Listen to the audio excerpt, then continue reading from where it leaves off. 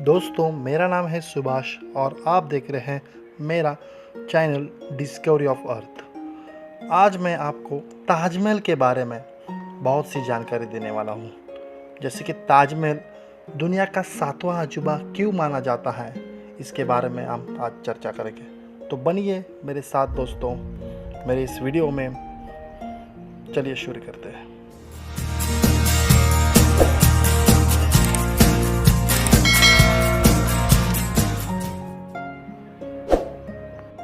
दोस्तों, भारत में ताजमहल एक सुंदर और सबसे आकर्षक ऐतिहासिक जगह है। यह भारत का एक सांस्कृतिक स्मारक है।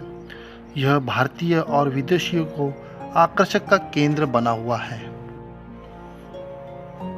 दोस्तों, ताजमहल को भारत में प्रेम के प्रतीक के रूप में देखा जाता है। ताजमहल को शाहजहां ने अपनी रानी मुमताज महल की याद में वर्ष 1631 में बनवाया था। ताजमहल भारत में आगरा, उत्तर प्रदेश, ये यमुना नदी के किनारे पे स्थित है।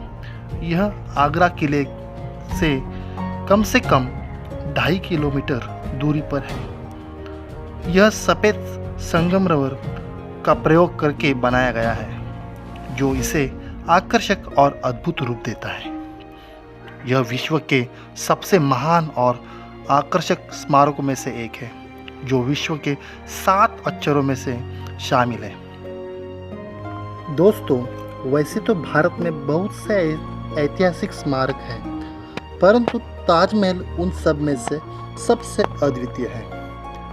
यह एक महान कलात्मक आकर्षण है, जो हर साल बहुत से लोगों के मन को इसे देखने के लिए खींचता है। दोस्तों, ताजमहल और आगरा किले को यूनेस्को द्वारा विश्व विरासत के रूप में चिन्हित किया गया है और यह 2007 में इसे दुनिया के 7 अजूबों में से एक चुना गया है।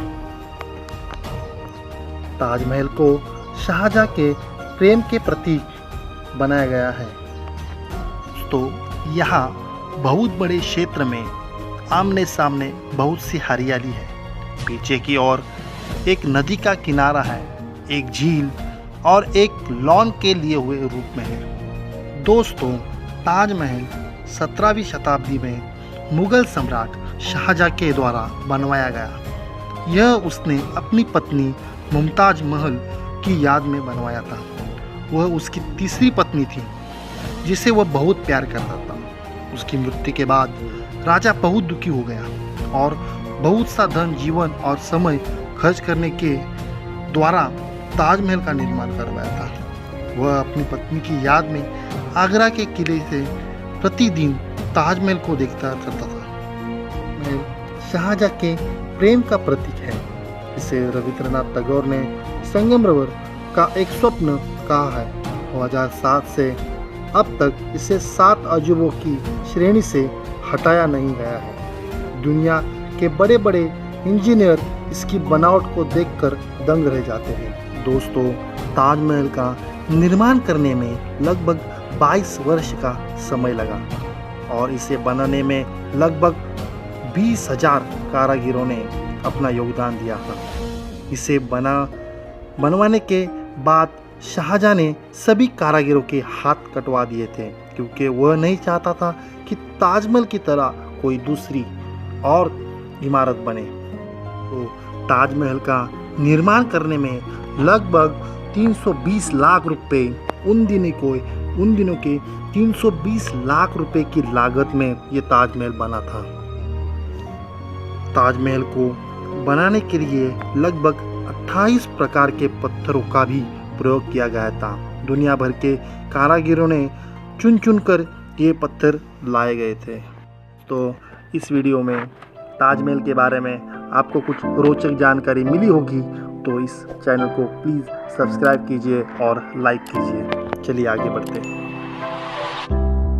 तो वैसे तो पूरा ताजमहल ही अद्भुत सुंदरता का नमूना है, परंतु ताजमहल के निर्माण में सबसे मुख्य मुमताज महल का मकबरा है। इसके मुख्य कक्ष में ताजमहल और मुमताज की महल की नकली कब्र मौजूद है। इन कब्रों को बहुत ही अच्छे ढंग से सजाया गया है। शाहजहां और मुमताज की असली कब्र सबसे निचले तल पर स्थित है। दोस्तों, मुमताज महल के मकबरे को बड़े बड़े सफ़ेद संगमरमर से बनाया गया है। मुमताज की कब्र के पत्थरों पर कुरान की आयतें लिखी है, जबकि शाहजहां की कब्र पर कोई आयतें लिखी गई नहीं है।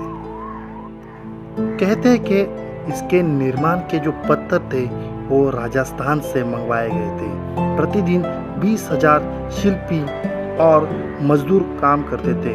इसके निर्माण में 22 वर्षों का समय लगा। दोस्तों, आपको यह जानकारी दे दूं कि भारत के सभी पर्यटन स्थलों में से ताजमहल ही ऐसा पर्यटन स्थल है जो भारत सरकार को ज़्यादा से ज़्यादा मुनाफा अर्जित करता है। हमारा कर्तव्य बनता है कि हम इसे कम से कम प्रदूषित करें, जिससे दुनिया के 7 अजूबों में सम्मानित इस अजूबे को बचाया जा सकता है। सरकार को भी इसकी सुरक्षा के लिए कठोर कदम उठाने चाहिए। तो दोस्तों, मेरा वीडियो कैसा लगा आपको प्लीज़ कमेंट में लिख लीजिए और मेरे इस चैनल को सब्सक्राइब कीजिए और वीडियो को लाइक भी कीजिए। दोस्तों, मिलते हैं अगली वीडियो में, तब तक के लिए जय हिंद।